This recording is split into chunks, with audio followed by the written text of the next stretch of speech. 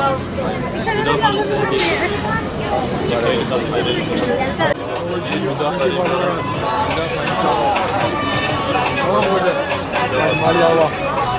Bugün Peygamber Efendimiz Aleyhisselam'ın yeryüzüne teşrif ettikleri gün. Biz de bu münasebetle Hüdapar gençlik kolları ve kadın kollarımızla birlikte Batman'ın 3 noktasında halkımızın kandilini tebrik ettik. Kendilerine gül dağıttık. Buradaki gayemiz, hidayet rehberimiz, önderimiz Resulü Aleyhisselatü Vesselam'ı hatırlatmak, takip edilmeye en layık olanın kendisi olduğunu tekrar bildirmek üzere halkımıza bunu dağıttık. Bir hatırlatma amaçlı. Hüdapar bu anlamda etkinliklerine devam ediyor. Halkla buluşmalarına, bu anlamda halkımıza faydalı olacak birçok etkinlikler düzenliyoruz. Bugünkü amacımız da Peygamber Efendimizin teşrif ettikleri günü, Mevlid Kandilini halkımıza Peygamber Efendimiz'i hatırlatmak, tekrardan onun mesajını iletmek adına böyle bir etkinlik düzenlemiş olduk. Milletimizin, halkımızın kandilini de tebrik ediyoruz.